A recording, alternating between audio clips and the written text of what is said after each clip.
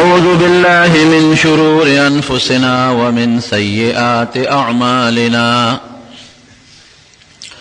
من يهده الله فلا مضل له ومن يضلله فلا هادي له ونشهد أن لا إله إلا الله وحده لا شريك له ونشهد أن سيدنا وحبيبنا وشفيعنا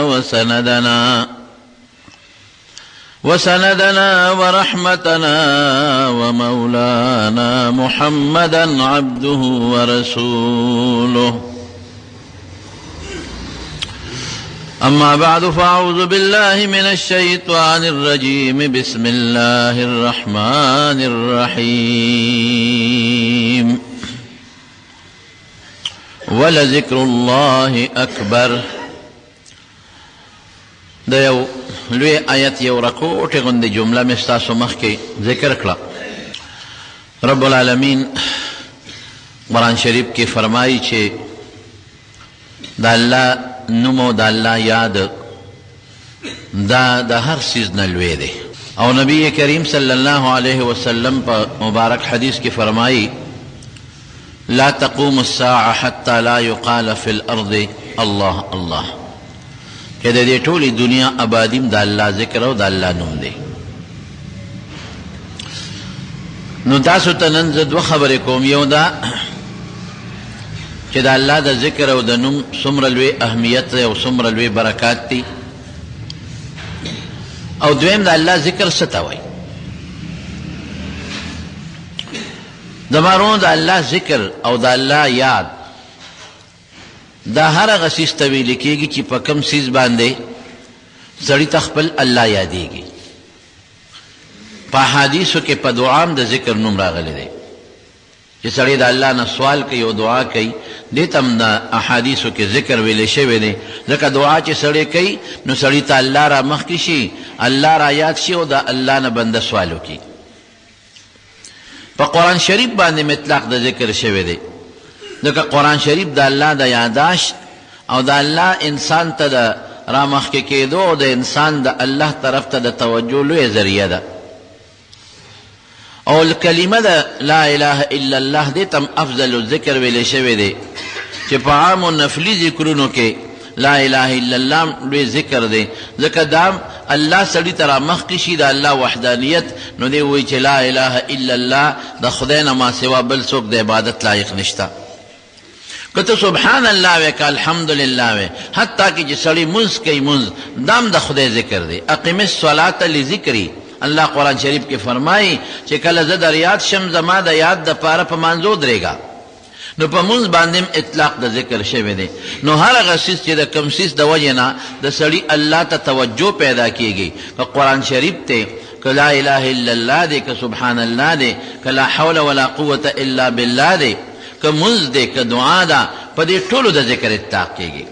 ذکر یوازې دا نه دی چې سړی صرف لا اله الا الله وایي یا صرف د الله نوم اخلي الله وایي، دې پورې ذکر مختص نه دی، دام ذکر دی، بهترین ذکر دی. خو هر هغه څیز چې د کوم څیز په ذریعه باندې ستا الله ته توجه پیدا شي او ستا په زړه کې د خدای پاک سره تعلق جوړ شي، بس هغې ته ذکر ویل کېږي.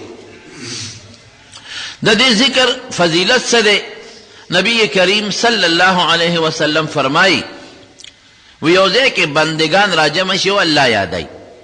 ګوره ما درته مخکې وویې په دام معنا ده چې الله یادوي. څه معنا؟ لا اله الا الله وایي، سبحان الله وایي، لفظ د الله وایي، الله الله وایي، د قرآن شریف تلاوت کوي او درس کوي. بلکې حدیث کې یتدارسونه لفظ راغلی دی، د الله احکامات یو بل ته بیانوي، د الله احکامات یو بل ته ذکر کوي. دا ټول د الله حکمونه که څوک درس او تدریس کوي نو دام د الله د یاداش او د الله پاک د توجه الله ته یو لویه ذریعه ده. دا خلق ناشتي او الله یادوي او درس و تدریس کوي. یو روایت کې راځي د خدای احکامات یو بل ته بیانوي، نو فرشتې راکوزي شي او فرشتې د دې خلقو نه ګیر چاپېره تو شي، او دا فرشتې دومره ډېرې وي چې دا د اسمان د غاړو ته ورسېږي. نو چې کله دا مجلس ختم شي د ذکر، نو الله د دې فرشتو نه تپوس کوي. الله خبردار دی، حدیث کې راځي نبی علیہ السلام فرمایي خو دې کې د الله یو حکمت او فلسفه ده. نو الله د دې فرشتو نه تپوس کوي تاسو چرته تللی وئ؟ او دا فرشتې یو بل راغواړي. ګورئ حدیث کې هم دقسې راځي چې د الله ذکر کېږي د فرشتو مخصوصې طبقې دي. بعضې فرشتې د انسان په حفاظت باندې مقرر دي، د انسان حفاظت کوي. بعضې فرشتې د انسان اعمال لیکي، کرام الکاتبین، یو ښي طرف ته یو ګس طرف ته ناست ته زموږ نیکۍ او بدۍ او ګناهونه او نیکۍ لیکي. بعضې فرشتې په باران مقرر دي، بعضې په زول او په طوفان مقرر دي، بعضې د خدای په رحمتونو او برکتونو مقرر دي، بعضې د خدای په قهر او غضب مقرر دي چې په دې بندګانو د خدای آفتونو او قهرونه راوله. بعضې په دې مقرر دي چې کوم ځای د الله ذکر کېږي، د الله یاد کېږي، نو هلته کې تاسو لاړ شئ ورسره کښېنئ. دا فرشتې یو بل بلي راشئ، هلته کې ذکر شروع دی، هلته درس شروع دی. ګوره ما وایي چې درس ته هم ذکر وایي، هلته د قرآن تلاوت شروع دی، دا هم د خدای یاد سړي ته مخکې کوي. نو جدي راشي او کښېني، الله خوري شي او لاړ شي. نو الله وایي کیف ترکتم عبادي، زما بندګان مو څنګه پرېښودل؟ بندګانو زما څه کول؟ وی الله مونږ خو ورلو نو ذکر و اذکار یې کوو، لګي ته یادونه. دا مونږ چې لګیا یو سو تقریر کوو، دا هم د خدای یاد دی. زه خدای یادوم او تاسو الله اورئ، دا هم پکې داخله ده. رب العالمین استا ذکر یې کو. الله ته بیا تپوس کوي غوښتلې څه؟ وی الله ستا جنت یې غوښته. اکثر چې سړی د عبادت نه فارغ شي، د ذکر نه، د درس و تدریس نه، تقریر وعظ نه، نو بیا د خدای نه جنت غواړي. الله ستا جنت یې غوښته. څه نه امان غوښته؟ د څه نه امان غوښته؟ الله د دوزخ نه امان غوښته. الله دې تپوس کوي چې زما جنت یې ډېر زیات غوښته وي او وی دي زما جنت لیدلی دی؟ نه الله لیدلی نه دی، خو بیا هم ستا جنت یې غوښته. وی څنګه حال به وي که زما جنت یې لیدلی وي نو بیا به څه حال و؟ جنت یې لیدلی وي نو بیا به څه حال و؟ الله وی که ستا جنت یې لیدلی وي نو بیا خو به ډېر زیات چغې والی او جنت به یې غوښته، بیا خو به ډېر شوق سره جنت غوښته. وی زما دوزخ د څه نه امان غوښته؟ وی د دوزخ نه. وی زما دوزخ یې لیدلی دی؟ وی نه لیدلی خو یې نه دی. وی که لیدلی وی بیا به څه وه؟ وی الله که ستا دوزخ او اور یې لیدلی وی نو بیا خو به یې ډېرې چغې والې او ډېر امان به یې غوښته. نبی کریم صلی الله علیه وسلم فرمایي په ترمذي شریف کې حدیث دی چې الله کله جنت پیدا کو دوزخ، نو جبریل علیه السلام ته یې ورشه دا جنت وګوره. نو چې هغه لاړ او چکر یې پکې ولګو او راغی، الله ته تپوس کړو جبریله جنت دې څنګه ومونته؟ وی الله ډېر خشته نعمتونه دي پکې، ډېر مزیدار دی. وی خلک به وله راشي که به را نشي؟ الله که چا م واورېده لیدل خو څه کې، خو که د جنت دا خوشحالۍ چا م واورېدلې څوک به هم بار پاتې نه شي، ټول به ورته دننه شي. خوشحالي خو د هر چا خوښه ده، الله دې وله موږ بوځي.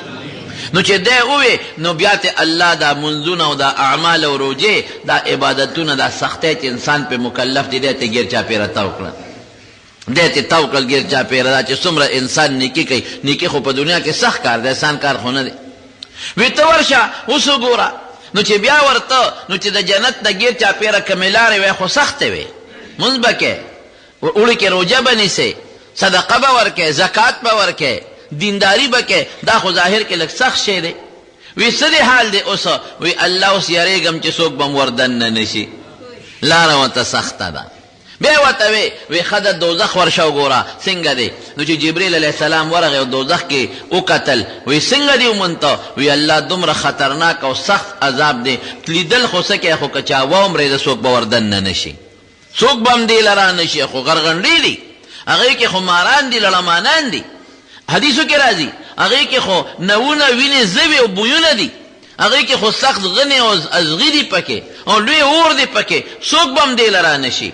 بیا ورغې ورته وی الله ته دا خواهشات ته وکړل. دا چې کوم سړی د خواهشاتو په طلب کې شي، دا بدعملي شوه، دا حرام خوري شوه، دا اوزګارې منډې ترلې شوې او دا خوشې لوفرۍ شوې چې دا انسان په دنیا کې ورپسې په منډو دی.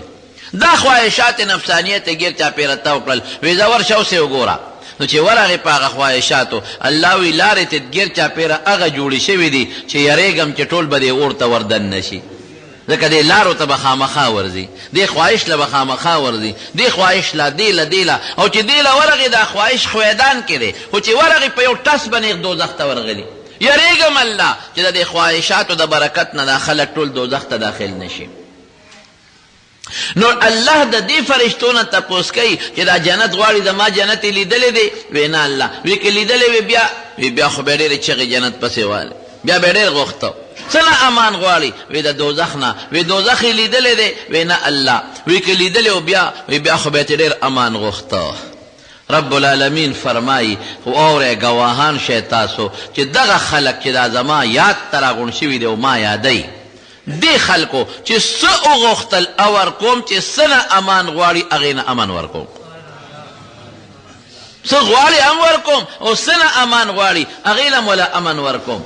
نو یو فرشته وی الله وی فلانکې خو په لاره تېرېده، هسې ورسره کېناسته، لاره باندې تېرېده، هسې ورسره دننه کېناسته. رب العالمین فرمایي هم القوم لا یشقا بهم جلیسهم، دې سره چې اسم څوک کېناسته دام ورسره نه سپېره کوم، دام ورسره بخم.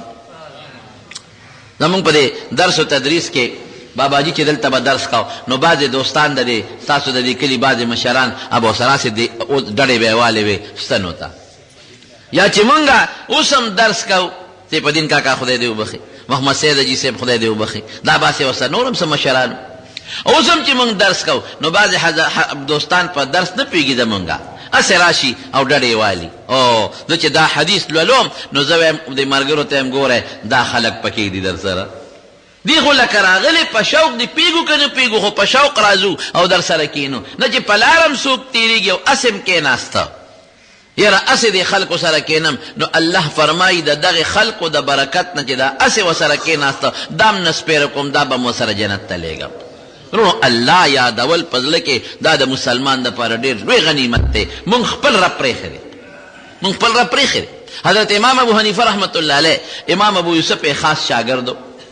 نو هارون الرشید امام ابو یوسف لا یو منصب د قاضي القضات ورکه، چیف جسټس یې وګرځاو. د ټولې بادشاه مشر قاضي چیف جسټس وی ته ما چیف جسټس کړی. هغه راغی د خپل استاد لا امام ابو حنیفه رحمت الله علیه لا وی صاحب څه وصیت راته وکړه، ځکه ما ته خو لوی عهده میلاو شوه، لوی منصب میلاو شو، څه نصیحت راته وکړه. اوس که بل سړی وی څه به یې ورته وی؟ هلکه ګوره چې فیصله کې انصاف کوه، دا به ویلې. هلکه ګوره چې فیصله کې نو قرآن ګوره حدیث ګوره هغې په مطابق کوه. هلکه چې فیصله کې نو د مظلوم خیال ساته، ظالم سره نور ظلم درلو نشي. هلکه چې فیصله کې رشوت پکې وانخلې. ګوره د وصیت هم دې ته ویلې کېږي. امام ابو حنیفه ته خپل شاګرد معلومه رحمه الله، هغه ته پته وه چې انصاف خو به دی خامخا کوي، ما سره ماشوم ډېر شوی دی، د هغه عقل او پوی هم ما ته معلومه ده چې به د قرآن او د حدیث په رڼا کې فیصلې کوي. اما ته معلوم دی چې هغه به د ظالم مرسته نه کوي، د مظلوم سره پوره همکاري به کوي. نو دغه وصیتونه یې ورته ونه کړل. ورته وایي ابو یوسف یعقوب یې نوم وی ابو یوسف یعقوب چې کلم تاله فیصلې والا راشي او درته کیني او یا یو مجلس کې ناست دی نو شونډې د خدای په ذکر لقوه، د خدای ذکر کوه. هلکه عجیبه فلسفه یې ورته وښوله چې خلک راشي او هلکه زمونږ قاضي صاحب ګوره فیصلې ته ناست دی بیا هم خدای یادوي، د خدای ذکر کوي. زمون قاضي صاحب دلته ناست دی د مدعي خبرې اوري او د مدعي خبرې اوري، هغې ته متوجه دی او بیا هم خدای یادوي. یاره د خدای دا ذکر ډېر لوی اهمیت لري. نو ستا نه به نور خلک چل زده کړي او د خدای ذکر به شروع کړي.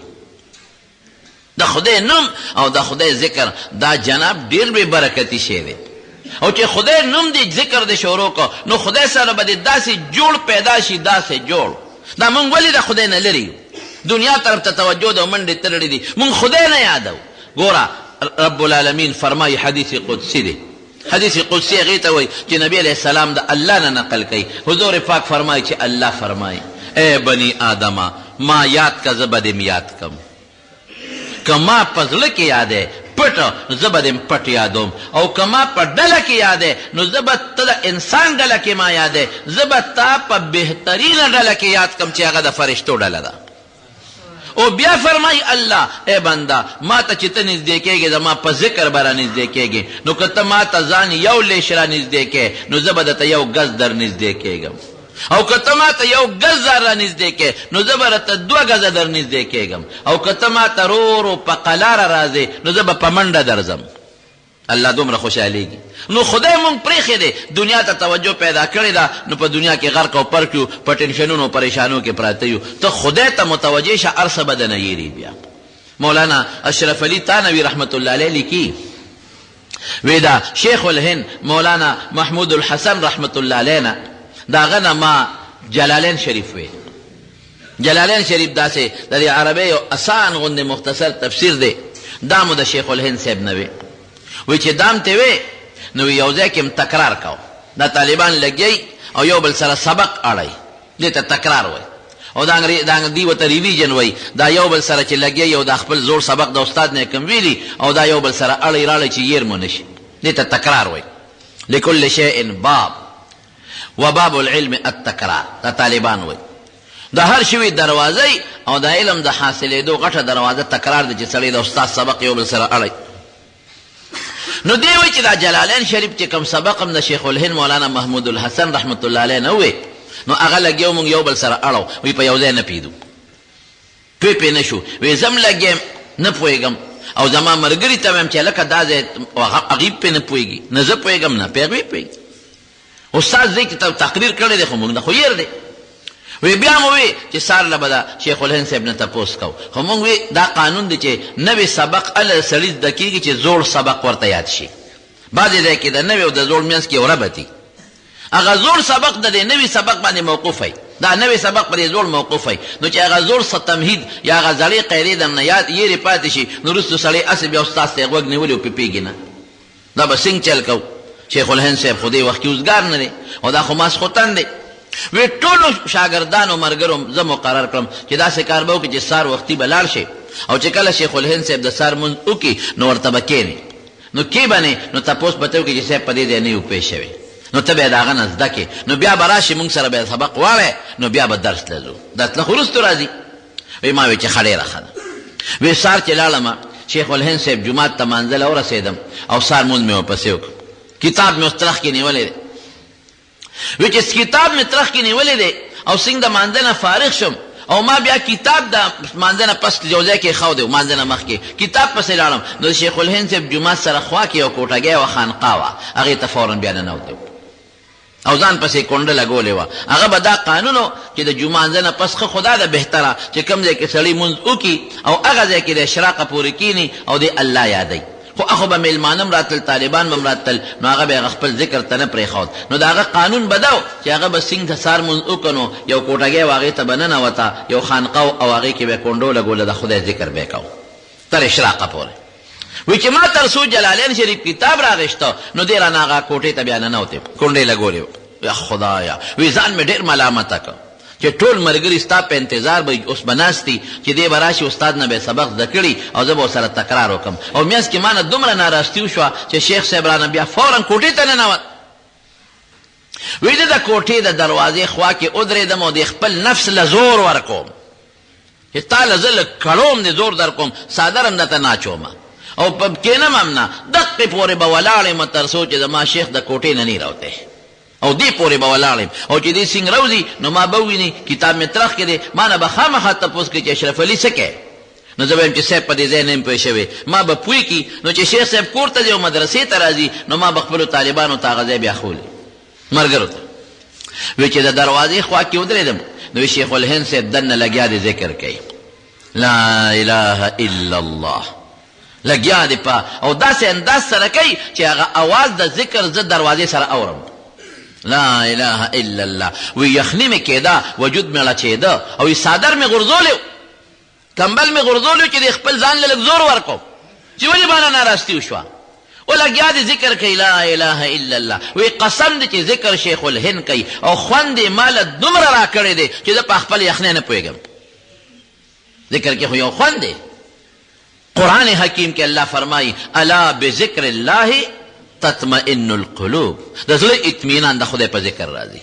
لګیا دی ذکر کوي او خوند یې ماله را کړی دی. وی دا تقریبا 1.5 غنټه خواوشا کم و بیش یا 1 غنټه هر څومره ټایم چې دی د د خپل ذکر وکړو او دی لا اله الا الله وی زه بار لګیم ولاړ یم په یخنۍ نه پوهېږم. خو چې څنګه یې د اشراق مونځ وکړو بار راووته، وی دومره یې د خدای ذکر کړی چې په هغه سخته یخنۍ کې د مخ نه د خولو قطار روان، دومره زور سره یې د خدای ذکر کړی.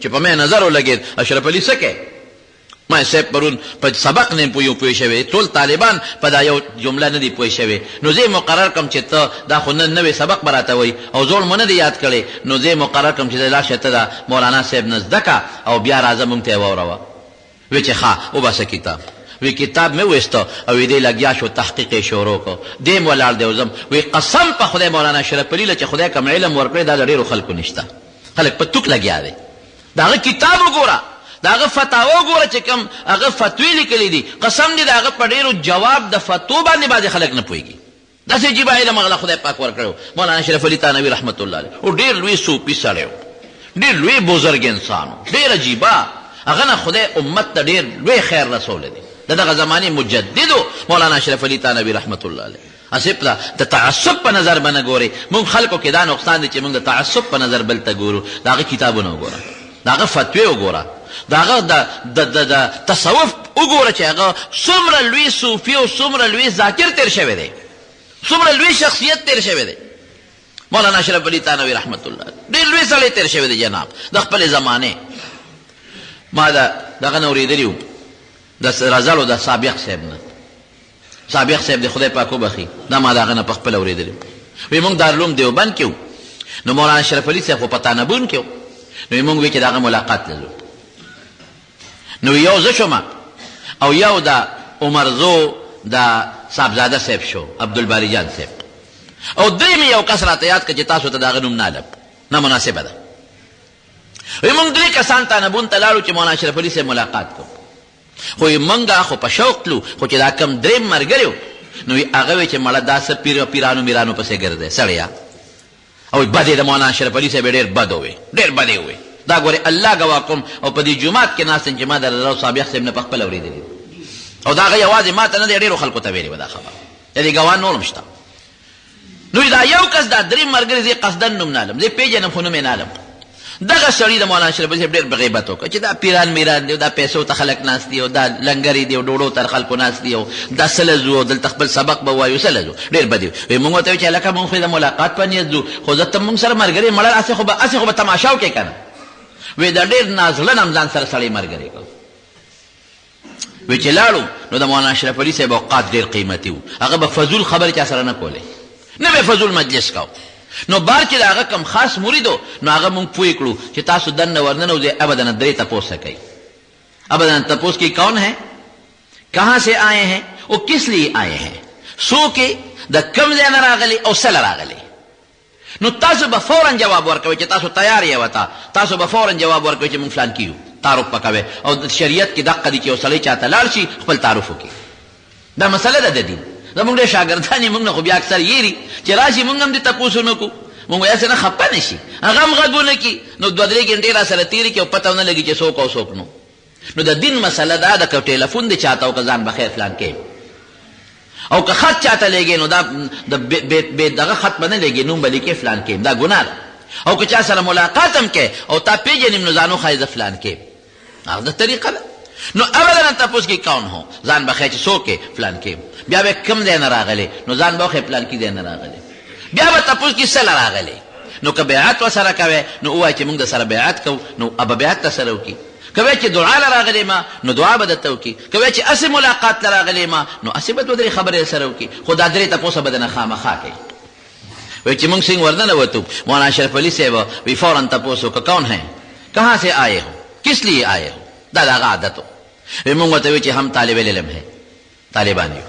اور دارالعلوم دیوبند سے آئے ہیں دارالعلوم دیوبند نه راغلي یو اور بغرض ملاقات حاضر ہوئے ہیں دې غرض له راغلي چې تا سره ملاقات وکړو خبره خلاصه کړه وی بیٹھے یہاں وی کېناستو وی چې څنګه مونږ کېناستو او د مولانا اشرف علي صاحب اوس ما ته مو کتل او عبدالباري جان صاحبزاده عبدالباري جان صاحب ته وکتل او هغه درېم ته هم وکتل وی الله ګواه دی فورا هغه درېم ته څه وی وی هغه ته اوټو خبیث اوټو خبیث اوټو خبیثه پاسه خبیثه پاسه اوټو خبیث بس وی مونږ خو پیو که نه چې هغه سړي خو په لاره لګیا و چې به داسې کوو او د هغه رنګ زیړ شو وی اوټو خبیث وی فورا سړي د مجلس نه پاسه مونږ ویریدو پرپېدو شو دا کشف کېږي بعضې نیکانو بزرګانو ته ته مکاشفه وایي کشف کېږي د زړه دا سترګې باندې هغه څه وینې چې په دې سترګو مونږ ته ښکاري هغه د زړه پسترګو نظر لري، د زړه پسترګو ته پته لګي. حضرت عمر فاروق رضی الله عنه په منبر ناست په مدینه منوره کې،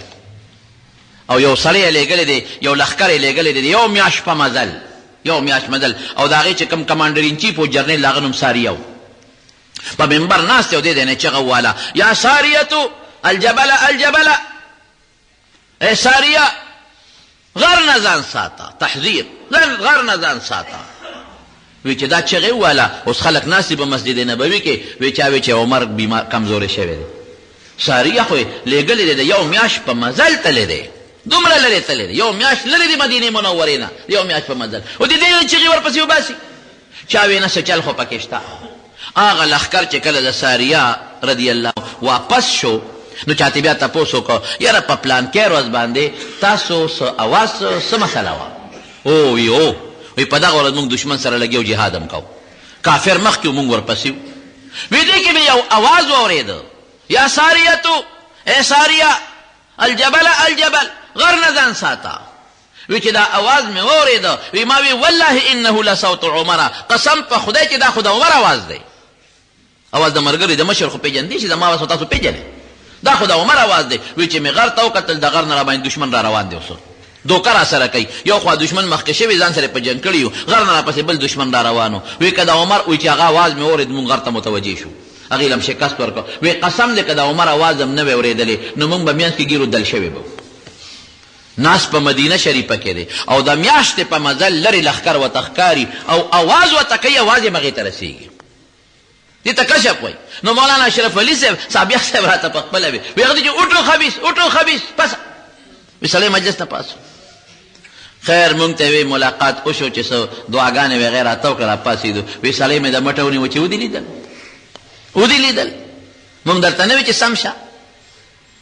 وی چې اوس څه وکړم؟ مونږ یو شله بیا لاړ شه. وی توبه توبه بیا نه وردم، بیا را سره بل څه چلو نه کي. دا دم لوی سړی مولانا اشرف علي تانوي رحمت الله، ډېر لوی سړی، یو سړی و د هغه نوم درته نه اخلم، لوی عالم و، هغه به ورته کافر وي، مولانا اشرف علي صاحب ته به کافر وي. مولانا اشرف علي صاحب شاګردانو ته وی وی دا فلانکې سړی شاګردانو ته وی سار لا وختي راشئ مانځله به بل خوا ځو.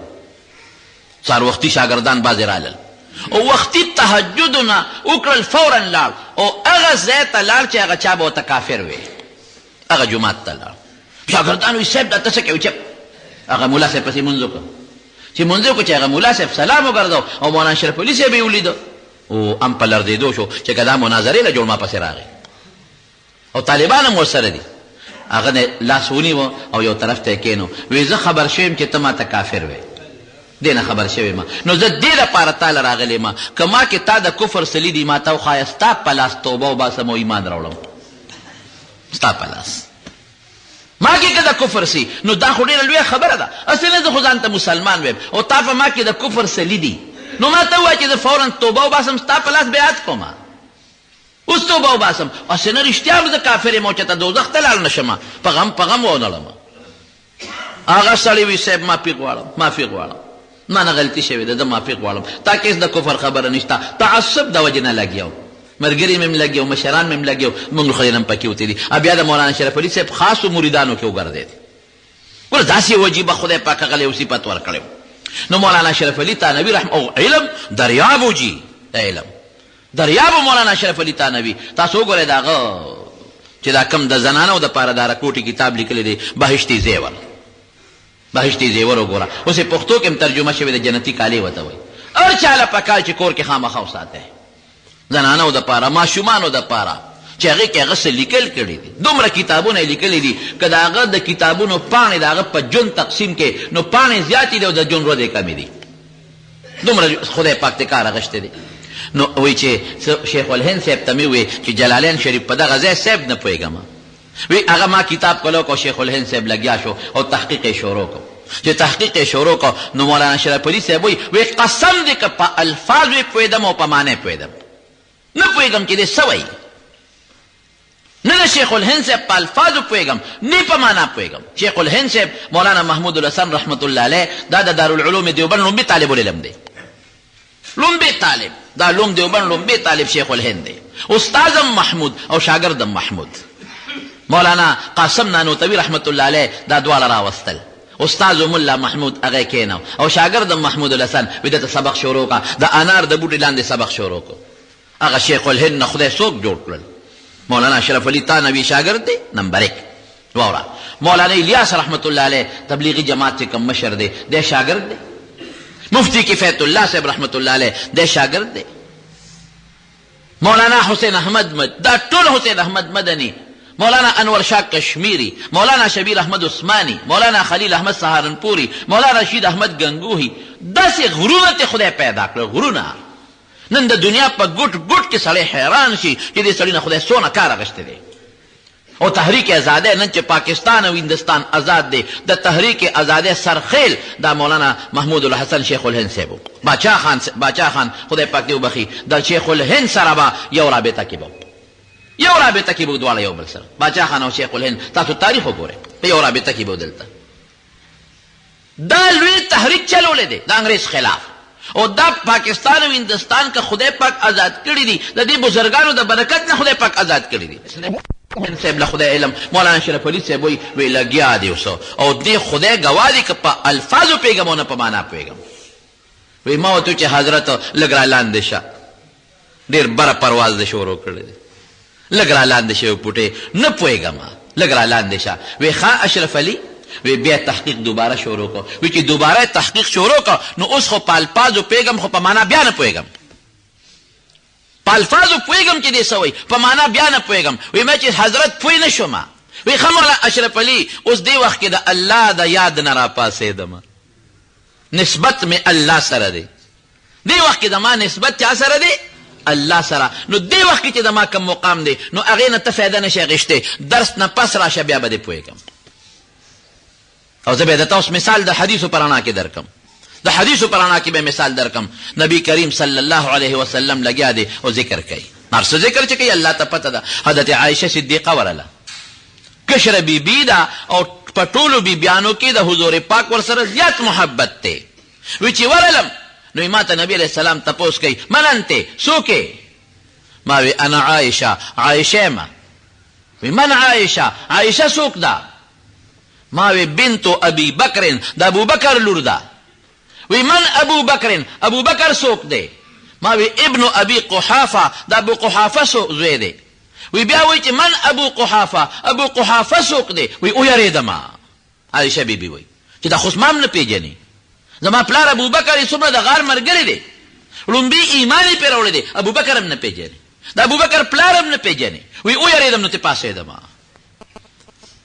چې لږ ساعت تیر شو او د پیغمبر علیه السلام هغه انداز لږ راښکته شو یو پوټې انداز بدل شو بیا ورلم وی چې عایشې دلته راشه کښېنه سره الله سره نسبت پیدا شو جوړ پیدا شو بیا دنیا پاتې بیا څوک نه پیژني پته نشته بیا عایشه بیبي نه پیژني بیا حضرت ابوبکر نه پیژني دا پته چې عایشه د چا لور ده بیا ابوبکر نه پیژني چې دا د چا زوی دی دا پته نه لګېږي موږ نن دنیا سره دونه جوړ پیدا دی چې موږ نن خدای هېر کړی نه پیژنو خدای صرف دومره پیژنو چې زموږ خالق او مالک دی او حقیقي پہچان چې د الله د ذات دی حقیقي پہچان چې د الله د ذات دی هغې ته موږ هېڅ توجه ورنه کړه پیسه ده او دولت دی او کارخانه ده او څه ورته ویلې کېږي ځمکه ده او فلان دی او فلان دې نه پیدا صرف دغه یو شی دی زړه ته توجه ورکړه زړه پاک که زړه زموږ زنګ دی آلود شوی دی زنګ شوی دی زړه ایرونو خدای ګوره د خدای مهرباني درته ښیي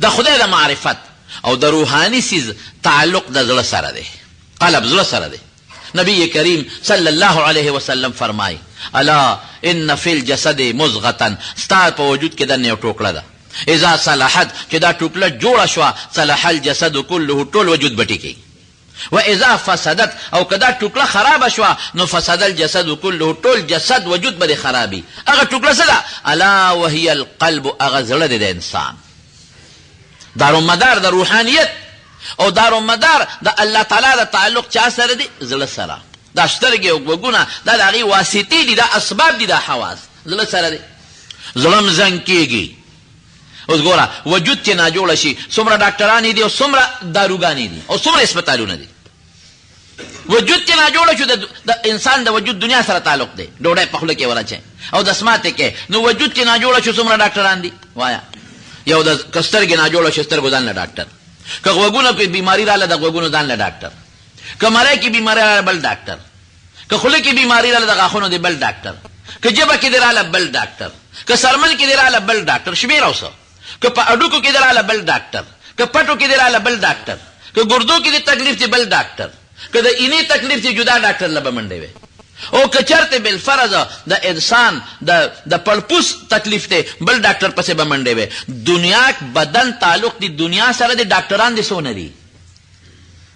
یو له لاړې ابوی دا زما کار نه دی شو فلانکي ډاکټر له لاړ شه، بل بوی دا زما کار نه فلانکي ډاکټر له لاړ شه. او داروګان څومره دي؟ زه رښتیا ووایه د دارو یو سټور ته لاړ شه نو ته به په یو ورځ کې دا داروګان وشمېرلی شي چې څومره دلته پراته دي؟ نه. او اکسرې له به ځې، او لیبارټرۍ له به ځې، بل خوا بل خوا.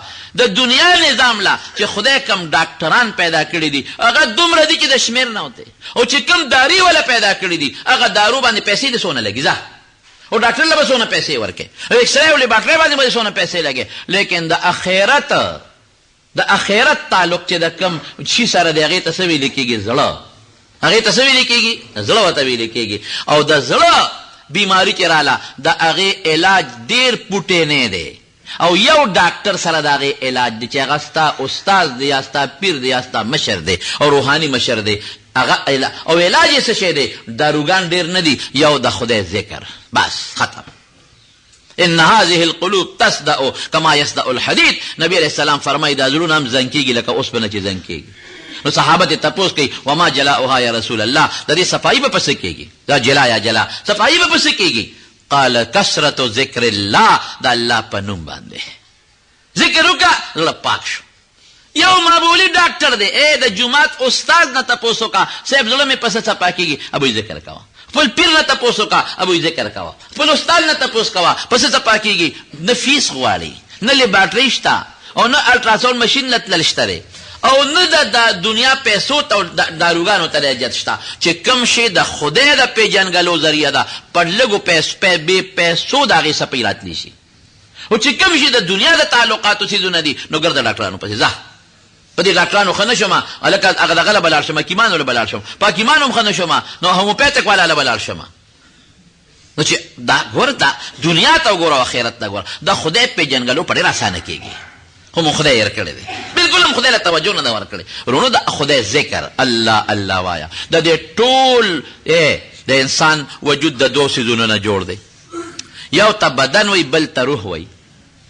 که دی بدن کې دا روح وي دی بدن ته جمدی وی، او که روح پکې نه مړی دغه بدن دی، خو چې روح تی وته او اعلان به وشي فلانکي وخت کې جنازه ده، بس بیا اکثر داسې وشي چې جنازه ورته مخکې کي، او بیا را نه وی چې فلانکي را واغشته، بیا وی جنازه را واغشته، جنازه تیاره شوه، خدای مبخه جنازه مقبرې ته یوړه، نوم هم لاړ بدل شو.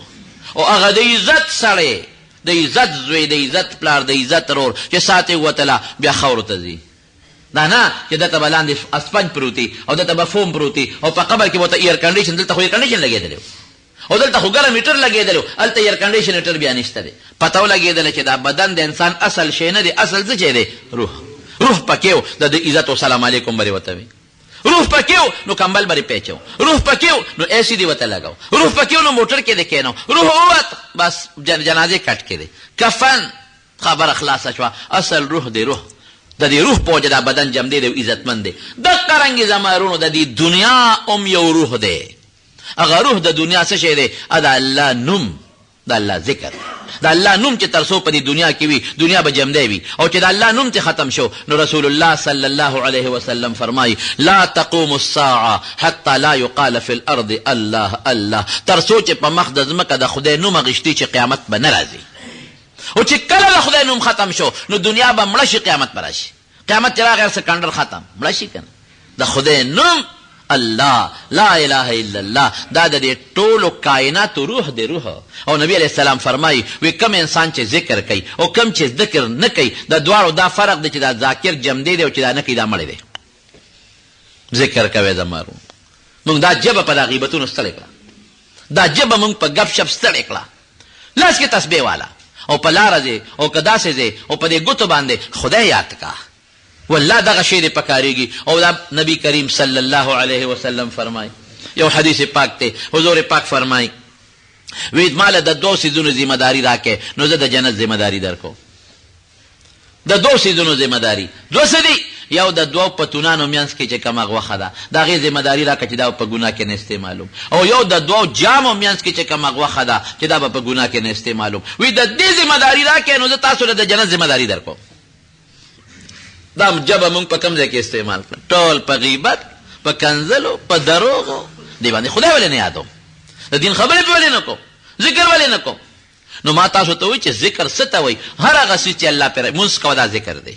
درود شریف وایي اللهم صل، الله پکې راغی دا ذکر شو. لا اله الا الله ته افضل ذکر ویلې شوی دی، او دا ټولو کې بهترین په دې دی چې د پیل سړي مسلمانېږي. توحید کلمه ده. حضرت موسی علیه السلام الله نه تپوس وکړو، الله داسې شی وښایه چې زه پې تا ته ډېر زیات در نږدې شم. وی لا اله الا الله وایه. وی الله دا خو هر څوک وایي، داسې چې وښایه چې بل څوک یې نه وي او زه ووایم. وی ای موسی که دا اوه اسمانونه او اوه ځمکې د تل یو چابړي کې واچوې او دا کلمه بل طرف ته واچوې دا به پې وزندارې. د خدای نوم دی. ولا ذکر الله اکبر.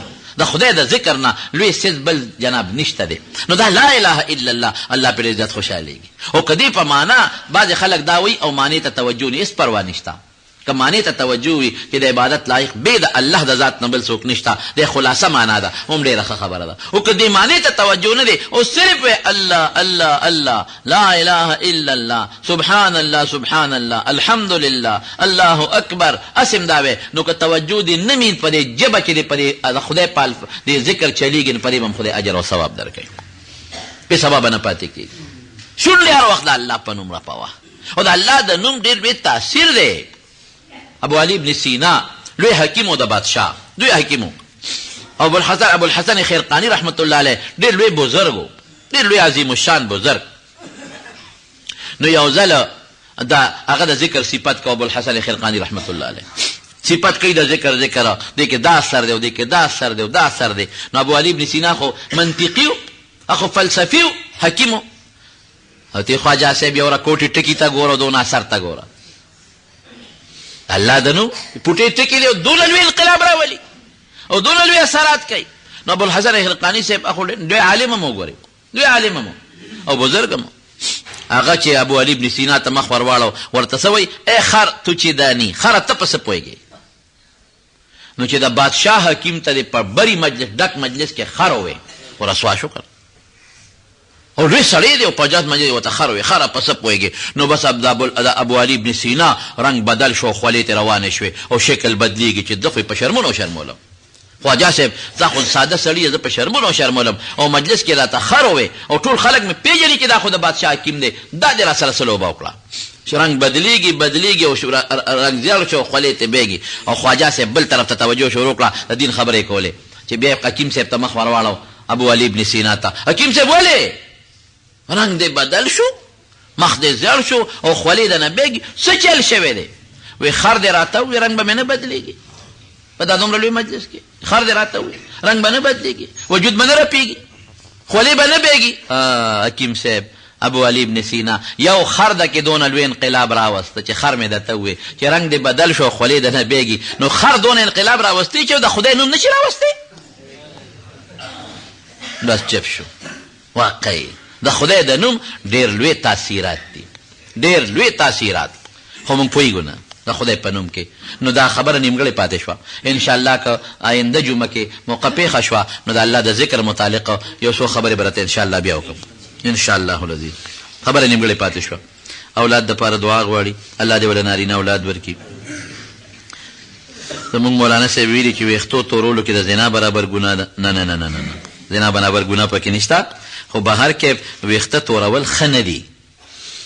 که سړی ویښته توروي نو چې که دی جهاد لځي نو دله د ویښتو تورولو اجازت شته.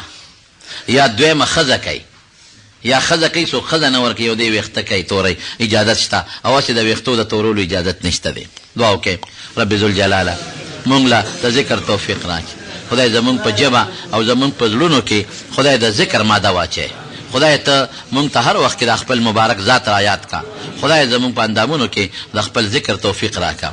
خدایا تم د ګناه نه وساته او چې کوم ګناهونه م کړي راته معاف کا. خدای د نیکو توفیق راکا. د ذاکرینو په صف کې م پاسوه، دنیا کې هم د ذاکرینو سب کې وشمیره او آخرت کې هم د ذاکرینو په سب کې پاسوه او ذاکرینو له چې الله کم ثوابونه او کم اجرونه تا مقرر کړي دي خدای هغه ثوابونه اجرونه زموږ نصیب وګرځولي کوم دو کې خو مردگانو دپاره زموږ دلته کې د ګاونډ کې د سریر خان دي والده صاحبه وفات شوې وه ډېر ښه بنیاد مو حقیقت تا دی دعا وکړئ چې الله تعالی مغفرت نصیب کړي الله تعالی د سفر راحت نصیب کړي الله د قبر رڼاګانې نصیب کړي او پروردګار بچو له وارثانو له صبر ورکړي او د هغې چې د بیمارۍ کوم خدمت به یې وکړو الله د هغوی له د هغې اجر ورکړي او دا زموږ په دې کلي کې چې دا کوم ماشومان دا واړه وفات شوي دي دعا وکړئ هغې دپاره الله تعالی مغفرتونه نصیب کړي او چې کوم وارثان دي الله د ټولو وارثانو له صبر ورکړي او خدای پاک د نورو غمونو د فتنو نه په امن کې وساتي زما یو ډېر نږدې ورور دی په مردان کې هغه حاجي محمد حسین صاحب د هغې والد صاحب وفات شو مونږ تېره جمعه مو ته دعا کړې ده په جمعه کې تاسو ته به یادي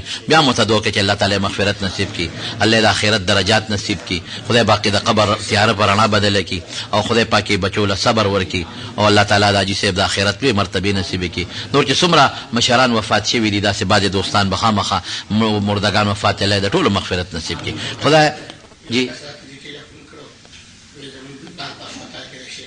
او دعا ورته وکړئ بیمار اسپتال کې چې الله وله شفا ورکړي څومره مریضان دي په دې مجلس کې یا په اسپتالونو کې رب ذوالجلال ټول له شفا ورکړي خدای چې اولاد نشته نارینه اولاد وله ورکړي خدای څوک په فتنو په ټینشنونو کې مبتلا وي د فتنو ټینشنونو نه وساتې زموږ د خیر او د برکت ژوند نصیب کړي بچیم د لوفرو د ژوند نه وساتې د دوستانو لم د خیر او د برکت ژوند ورکړي او کم دوستان چې د لرې لرې ځای نه دلته د جومات ته زموږ راغلي دي خدای ټولو له اجرونو او برکتونو خوشحالۍ ورکړي اخر وخت کې په خولې دا کریمه نصیب کړي چې لا اله الا الله محمد رسول الله زمون د دکان پته یاد لرئ صدای دین اسلامی کیسټ اینڈ سیڈی سنٹر نشترآباد باراستا مدینہ مسجد نیز سکندرپورہ چوک پشاور شهر د حنیف الله او قدرت الله د کیسټو خپل دکان موبائل نمبر دے 0301 88 91 321 او بل نمبر دے 0345 91 47 115